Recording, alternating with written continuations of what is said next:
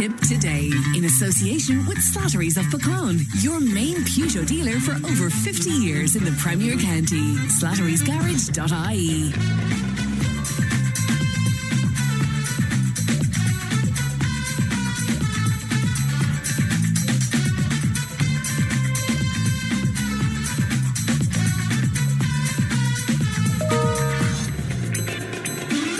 Now we continue with our conversation around toxic masculinity and the manosphere. The Louis Theroux documentary. I spoke to Murish Walsh about this at the top of the hour. Glad to be joined now by regular contributor to the show and columnist with the Nationalist newspaper, Carl Clancy is with me. Good morning to you, Carl.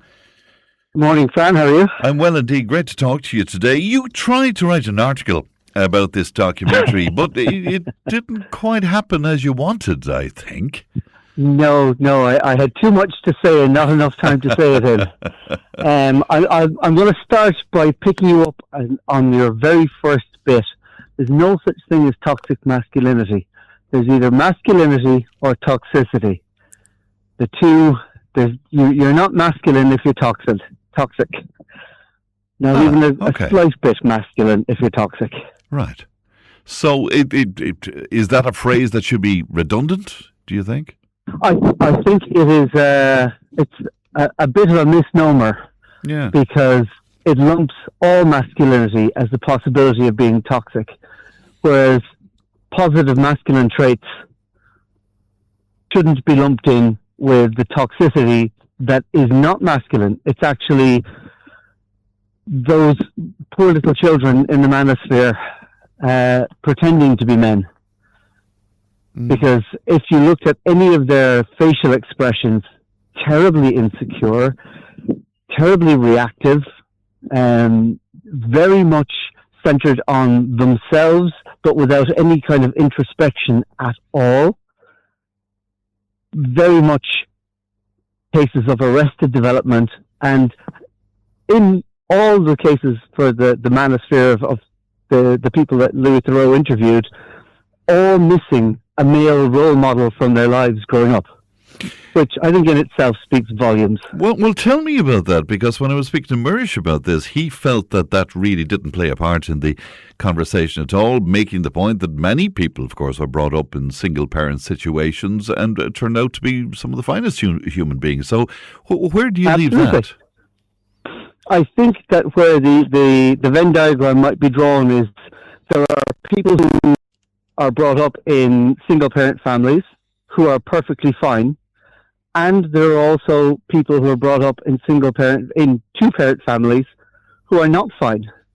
It's more a case of the influence that is put forward by having male role models in your life. Those aren't necessarily your parents. I mean, we all have male role models. I had male role models growing up. I'm sure you did. You either had the TV stars, the movie stars, the sports people. I mean, one of my greatest role models growing up was Paul O'Connell. Because I looked at him as somebody who was everything that you expect from a man in terms of masculinity and strength, and at the same time, everything you would expect from a gentleman in how he spoke to referees, how he spoke about and to his opponents after a match. No, not necessarily during a match, but definitely afterwards.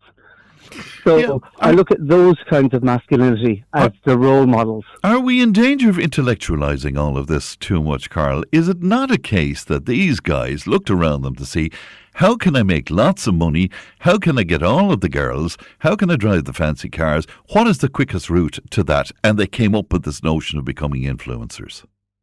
I think that you've hit the nail on the head. It just so happens that they do it without empathy, without any kind of conscience. And if you don't have a conscience lent to you, it's very difficult to, let's say, go out and find one for yourself, when it's easier to take the easy road. It's easier to decide, I want that, so I'm going to go and get it. And I don't care if it hurts people in the process, because it's not going to hurt me. And that is a message that's published by the people that those people in the manosphere will say. They listen to people who think that that is how you get ahead. And if you listen to people who think that that's how you get ahead, well, then you'll get ahead that way. And what about the young women who bought into this in some way to benefit from the spoils of this stuff? What do you make of them? I think that they misread the feminist manifesto. The idea that you're empowered by showing off your body in a way that in any other sphere might be called demeaning is not a way of empowering yourself. It's a way of allowing yourself to be exploited even though you don't realize you're being exploited. So I think that it's a complete hijacking of what feminism was supposed to be.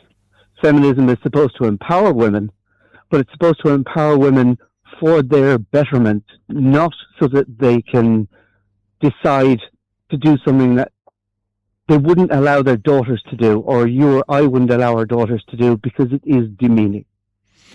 And the other point that we've discussed as well, and I love your take on, and this is the kind of young guy who will follow these people. What's going on in their heads? And I'm wondering if part of it is because they're unsure what it is to be male and to be masculine. Well, in this day and age, the internet's trying to tell you, and all those lovely influencers are trying to tell you what it means to be masculine. But they get it so far wrong, it's just beyond even any kind of credulity. Masculine is protective. Masculine is service. Masculine is the person standing with their back to the fire so that everybody can enjoy the fire. That's traditional masculinity. Now, I know I'm being very one-dimensional, but if you take it that the concepts that engenders, that you take care of people, you take care of your tribe, you take care of your family, you make sure that you act in a way that always has some version of honor or some version of good character attached to it.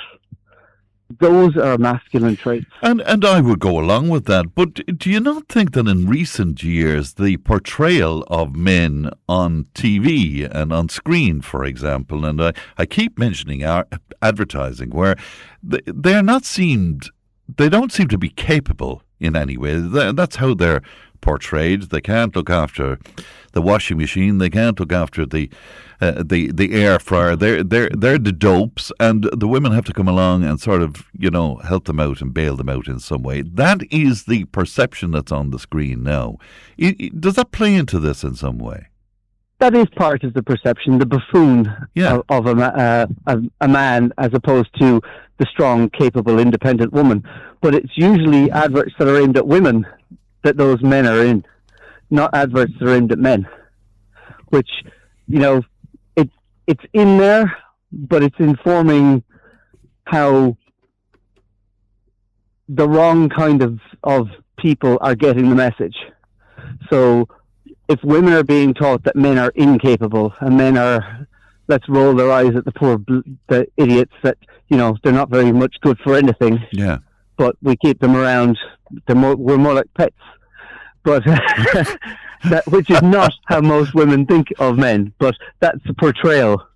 And I don't think that it's a healthy portrayal. But I do think that as long as we separate everything into the label of man, woman, of whatever you want to call it, we miss a larger argument. We're all human beings. We're all striving. And I don't want to use the word equality. I want to use the word parity, because we're not in any way equal. I'm not equal to you. You can do things I can't do. I can do things you can't do. What makes us equals? Equal is we have a parity of esteem. We both understand that we have a place in the world, and we understand what that place is. And we enjoy the fact that we're able to have that place in the world unfettered. We're not restricted in any way. So women need to have the exact same thing. Parity, not equality. Well, that's a slight and subtle difference, but it is there. That's a lovely way to put it. That's for sure. Carl, always a pleasure. Thank you for your time this morning. Thank you and good morning to you. That's Carl Clancy there. It's always a very interesting column in The Nationalist every week, and always well worth reading for sure. That's it from me. Leanne produced. Stephen has the time tunnel on the lunchtime show. We've been live from Nina today, and we'll be here all of this week, so we're looking forward to that. Look after yourself. I'll talk to you tomorrow. Bye-bye now. Tipp FM's Tip Today. With Slattery's Garage, Puck On. Main Peugeot dealers in the Premier County. And now stocking the full range of the luxury French car brand DS Automobiles. Book your test drive today with Slattery's Garage, Puck On. See slatterysgarage.ie.